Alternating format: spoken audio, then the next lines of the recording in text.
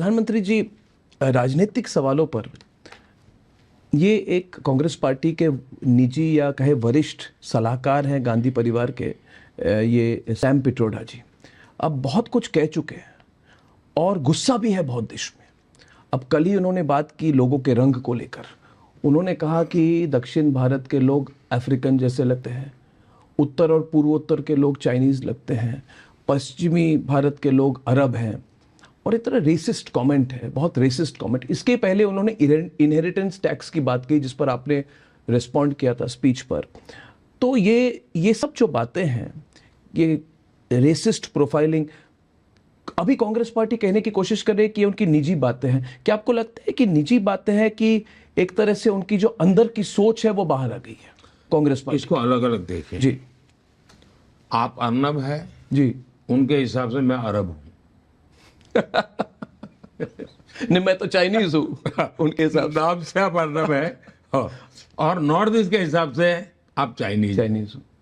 अब ये मुझे याद है जी, ये चीजें बहुत गहरी चोट पहुंचाती है, बहुत चोट पहुंचाती। और मैं उस समाज से आया हूं, उस सामाजिक आर्थिक तबके से आया हूं, तो मैंने ऐसे अपमान बहुत झेले हैं, इन कारणों से झेले हैं। तो मुझे मालूम है ये कितना दर्द करेगा जब देश के लोग सुनेंगे तो। और ये मुझे आइसोलेटेड नहीं लगता है। अच्छा। कल जरा तूफान ज्यादा हो गया है तो उन्होंने श्याम पित्रोड़ा से इस्तीफा ले लिया, लेकिन उसके 5 दिन पहले उनका एक खुद का शाहजादे का एक मीटिंग का रिपोर्ट देख लीजिए। उसमें वो कहते हैं यानी वर्ग विग्रह यही उनके लिए रास्ता बचा है। पॉलिटिकल अचीवमेंट के लिए वर्ग विग्रह इनकी सोची समझी रणनीति है। इसको लाइट न ले देश के लोग और इसको राजनीतिक आरोप प्रत्यारोप के उसमें सीमा में बांध करके न रखें। एक गंभीर विषय है। उन्होंने कहा कि ये जो पेपर सेट करने वाले होते हैं अलग अलग एग्जाम के, नीट के वगैरह, वे सारे अपर कास्ट के लोग होते हैं और वो बहुत ही कम है। वो ऐसे पेपर सेट करते हैं इसलिए तुम दलित आदिवासी लोग नापास होते हो। फिर उन्होंने उदाहरण क्या दिया कि अमेरिका में जब तक गोरे लोग पेपर सेटर थे तब तक काले लोग फेल होते थे। जब से काले लोग पेपर सेटर बनने लगे तो गोरे लोग फेल होने लगे। ये उदाहरण काले गोरे का और सप्ताह के बाद श्याम पित्रोड़ा का बयान दो अलग नहीं है।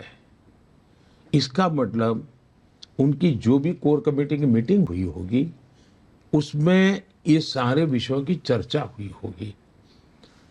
ये ठीक है, शाहजादे की खुद की कुछ मर्यादा है इसलिए वो जितना बोलना चाहिए वो नहीं बोल पाते होंगे, तो बाद में श्याम पित्रोड़ा को पूरा करना पड़ा। जो वहां अधूरा रह गया उन्होंने पूरा किया, लेकिन ये वेल प्लान्ड है। दूसरा, इसी मिस्टर श्याम पित्रोड़ा के लिए कांग्रेस पार्टी ने भी 15-20 दिन पहले ही एक ऑफिशियल स्टेटमेंट दिया कि हमारे बहुत वरिष्ठ व्यक्ति हैं, बहुत महत्वपूर्ण व्यक्ति हैं, लेकिन ये विषय में ऐसा ऐसा है। तो उन्होंने इनकी ओनरशिप ली थी। कल उन्होंने भाग खड़े हुए, लेकिन देश ये गलती नहीं मानता है, ये सोची समझी साजिश मानता है। और भारत जैसे देश में हम तो श्री कृष्ण के पुजारी रहे जो खुद काले थे। हमारे देश में काले गोरे का मतलब शंकर भगवान रंग रूप क्या था और पार्वती जी का रंग रूप क्या था। हम ये क्या कर रहे हैं जी? हमारे देश में हर चीज को जोड़ने का, भारत विविधताओं से भरा देश है जी। हम सबका प्रयास होना चाहिए कि हम देश में एकता के तत्व को लगातार उभारते रहें। जैसे मैंने स्टैच्यू ऑफ यूनिटी बनाया तो सरदार वल्लभ भाई के स्टैच्यू को मैं कोई भी नाम दे सकता था, लेकिन उसको मैंने नाम दिया स्टैच्यू ऑफ यूनिटी। फिर वो जो एक पूरा है वो इलाका जो पहले कॉम्प्लेक्स बना गाँव का पुराना अलग नाम था, मैंने उसको एकता नगर नाम दिया। हमारी सरकार ने योजना बनाई पूरे देश में स्टेट कैपिटल में एकता मॉल बनाओ। एकता मॉल के पीछे मेरी कल्पना ऐसी है कि उस एकता मॉल में हिंदुस्तान के सभी राज्यों का खाने के लिए कुछ न कुछ उपलब्ध हो, सभी राज्यों की वन डिस्ट्रिक्ट वन प्रोडक्ट जो है सभी राज्यों की वहाँ अवेलेबल हो, वहाँ पर उस स्टेट के अपने तो मुझे मैंने लखनऊ में भी मानो एकता मॉल में गया तो मुझे केरल की जो चीज़ चाहिए मुझे मिल जाएगी। मैं लखनऊ के मॉल में एकता मॉल में गया तो मुझे नागालैंड की चीज़ भी मिल जाएगी। तो मेरी कोशिश होती है एकता को पहलुओं को जितना हम उभार सकते हैं उभारें। इनकी कोशिश है देश को जितना ज़्यादा टुकड़ों में बांटे वो उसी दिशा में जा रहे हैं। वो देश को ऐसे भी काट रहे हैं, देश को ऐसे भी काट रहे हैं। ये बहुत खतरनाक खेल है। और मैं जो कांग्रेस से लोग अभी अभी निकल करके बाहर आए, जिन्होंने अपनी जवानी के महत्वपूर्ण वर्ष कांग्रेस को दिए थे जी।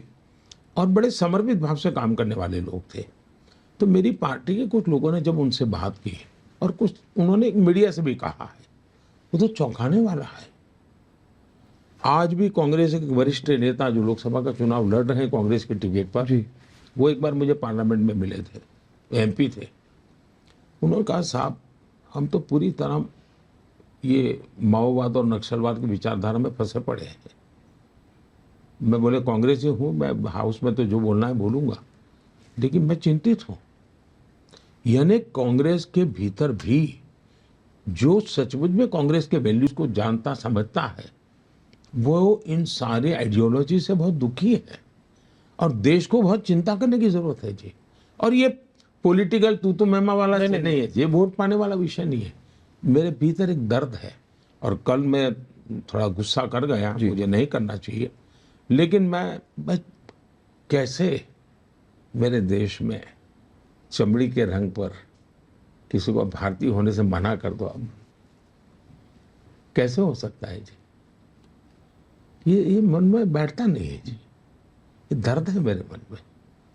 मगर प्रधानमंत्री जी इससे जुड़ा हुआ और एक सवाल है कि जब मुस्लिम कोटा की बात आई थी, मुस्लिम रिजर्वेशन की बात आई थी, तो खरगे जी ने कहा दो चिट्ठियां लिखी, आपको ओपन लेटर कर दिया कि हम ऐसे कोई बात नहीं कर रहे, इसकी बात नहीं है, कोई गुंजाइश नहीं है, आप हमारे मैनिफेस्टो को मिसरीड कर रहे हैं, ऐसी बात हुई थी। मगर अभी तो इंडिया अलायंस के नेता खुद सामने आकर खुलकर बोल रहे हैं। लालू प्रसाद यादव जी ने कहा कि पूरा मुस्लिम कोटा होना चाहिए, पूरा, यानी कि टोटल मुस्लिम रिजर्वेशन। तो इस पर क्या क्या सवाल है कि क्या ये पार्टियां दूसरे लोगों के बारे में, दूसरे समुदाय के, दूसरे वर्ग के बारे में, दूसरे धर्मों के लोगों के बारे में सोचते नहीं है, या फिर कोई एक्सट्रीम अपीजमेंट हो रही है? भारत को आगे बढ़ाना है तो जिस मंत्र को लेकर के मैं चलता हूं उसका महात्म्य बहुत है। सबका साथ, सबका विश्वास, सबका विकास जी। और 14 के बाद जब मैंने काम किया तो मैंने उसमें एक और जोड़ा, सबका विश्वास जी। और अब जब बहुत बड़े टारगेट को लेकर चल रहा हूं तो मैंने जोड़ा सबका प्रयास जी। तो सबका साथ, सबका विकास, सबका विश्वास, सबका प्रयास, एक सकारात्मक सोच के साथ। और जब हम सबका कहते हैं तो कोई डिस्क्रिमिनेशन नहीं होना चाहिए। सरकार के किसी भी काम में जाति, संप्रदाय, लिंग, इसके आधार पर, भूभाग के आधार पर डिस्क्रिमिनेशन नहीं होना चाहिए। हमारे देश में तो ज्योग्राफिकली भी डिस्क्रिमिनेशन की आदत बन गई। कुछ इलाके तो भाई निकम्मे हैं, छोड़ो। मैंने उसी को हाथ लगाया, मैंने कहा नहीं, कोई निकम्मा नहीं है, ये मेरे एस्पिरेशनल डिस्ट्रिक्ट्स हैं। और मैंने अच्छे से अच्छे अफसरों को लगाया, अच्छे रिसोर्सेज लगाए, तो आज देश के करीब 100 डिस्ट्रिक्ट राज्यों के अन्य डिस्ट्रिक्ट की बराबरी में आने लग गए। तो उनका एक कॉन्फिडेंस बन गया है। कोई मैंने ऐसे ब्लॉक देखे थे जहाँ दवाई की दुकान नहीं थी। कोई ब्लॉक ऐसा हो सकता है जहाँ दवाई की दुकान ना हो? तो मैं इन छोटी छोटी चीजें करते उसी प्रकार से समाज का है। आप सिर्फ वोट की राजनीति के लिए ये करते रहोगे कि भाई मुझे मुसलमानों का आरक्षण देना है, मुसलमानों का आरक्षण देना है। अब डॉक्टर मनमोहन सिंह जी ने जिस मीटिंग में बोला था, मैं वहां मौजूद था। आप थे। खुद ने कहा कि पहला अधिकार माइनॉरिटी का है। जब मैंने ये कहा तो ये लोग झूठ बोलने लगे, तो मैंने एक दूसरी वीडियो ला करके रख दी जिसमें प्रेस कॉन्फ्रेंस में कह रहे हैं कि हमारे, अब देखिए उन्होंने, उनका ट्रैक रिकॉर्ड बोलता है, मैनिफेस्टो और ट्रैक रिकॉर्ड को साथ मिला करके देखना पड़ेगा। बिल्कुल। तो उनका ट्रैक रिकॉर्ड, उनका मैनिफेस्टो और उनके पब्लिक स्पीचेज, इन तीनों को अगर हम मिला करके देखेंगे तो फिर चित्र स्पष्ट होता है। कर्नाटका में उन्होंने रातों रात मुसलमानों को ओबीसी बना करके ओबीसी को जो आरक्षण मिलता था उसमें डाका डाल दिया। उन्होंने आंध्र में भी ये कोशिश की थी, उन्होंने आरक्षण के लिए सुप्रीम कोर्ट ने मना किया मगर बात गई थी। दूसरा, भारत के संविधान सभा ने 75 साल हो रहे हैं संविधान के, बहुत विस्तार से चर्चा की है इस विषय पे। पंडित नेहरू समेत सब लोगों ने इसका घोर विरोध किया है कि हमारे देश में धर्म के आधार पर आरक्षण नहीं हो सकता है।